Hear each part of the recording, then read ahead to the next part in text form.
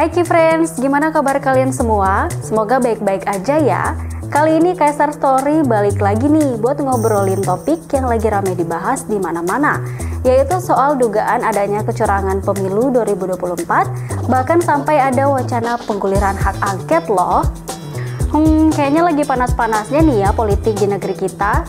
Fakta pemilu kita sedang tidak baik-baik saja, ada hal buruk terjadi di sana. Mari kita sadari proses pemilu kita yang memang tidak baik-baik saja ini supaya menjadi pelajaran berharga untuk kita bersama supaya tidak terulang. Ini pemilu paling buruk, pemilu paling brutal menurut saya, tapi bagaimana ini menjadi catatan kita bersama. Hal ini dikarenakan banyaknya masalah yang terjadi selama proses penyelenggaraan pemilu 2024. Mulai dari tuduhan nepotisme pencalonan Gibran, cawe-cawe Presiden Joko Widodo, hingga adanya dugaan kecurangan yang terjadi di beberapa TPS saat pemungutan suara. Hal itulah yang membuat beberapa pihak setuju untuk menggulirkan hak angket. Bahkan pada rapat paripurna yang ke-13 yang digelar pada tanggal 5 Maret 2024 lalu, diwarnai hujan interupsi soal hak angket yang disuarakan oleh 3 fraksi, yaitu PDI Perjuangan, PKB, dan PKS. Ngomong-ngomong soal hak angket, Kifriends tahu nggak sih hak angket itu apa? Terus apa aja sih syaratnya? Daripada Kifriends tambah penasaran, yuk langsung aja kita bahas.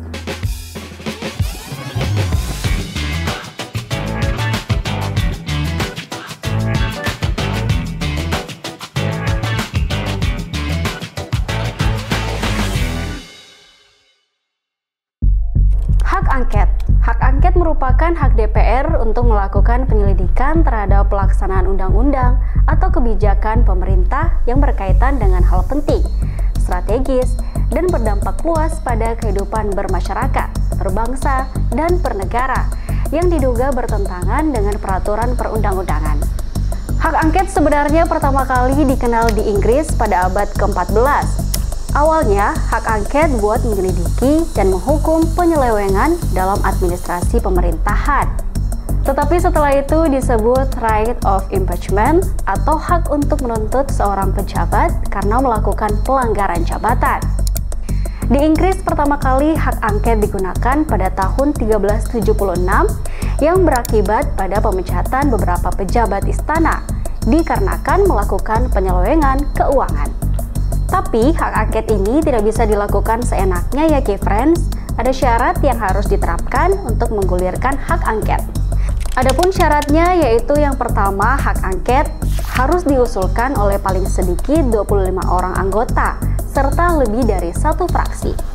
Yang kedua, diajukan secara tertulis disertai dokumen yang memuat setidaknya materi kebijakan pelaksanaan undang-undang yang akan diselidiki dan alasan penyelidikannya. Yang ketiga, usulan hak angket diterima jika mendapatkan persetujuan dalam rapat paripurna DPR yang dihadiri lebih dari setengah jumlah anggota DPR. Dan yang terakhir, keputusan hak angket diambil dari persetujuan lebih dari setengah jumlah anggota DPR yang hadir dalam sidang paripurna tersebut. Tujuan dari hak angket adalah untuk mendapatkan informasi yang lengkap dan akurat, sehingga hasilnya dapat digunakan sebagai dasar untuk mengambil keputusan terkait kebijakan pemerintah. Dengan adanya hak angket, DPR dapat memastikan bahwa kebijakan pemerintah yang diambil benar-benar sesuai dengan kebutuhan masyarakat dan dapat melakukan pengawasan terhadap kinerja pemerintah. Hak angket juga merupakan salah satu instrumen penting yang dimiliki oleh DPR dalam menjalankan fungsi pengawasannya terhadap kebijakan pemerintah. Bank Senturi menjadi bank bermasalah pada periode 2004-2008 hingga dinyatakan sebagai bank dalam pengawasan khusus oleh Bank Indonesia. Salah satu contoh penggunaan hak angket DPR yaitu ketika melakukan penyelidikan terhadap kasus Bank Senturi pada tahun 2009. DPR melakukan hak angket terhadap kebijakan pemerintah dalam menangani kasus Bank Senturi yang dinilai kontroversial. Hasil dari hak angket ini memberikan dampak yang signifikan terhadap kebijakan pemerintah dan mendorong perubahan dalam pengawasan terhadap sektor perbankan.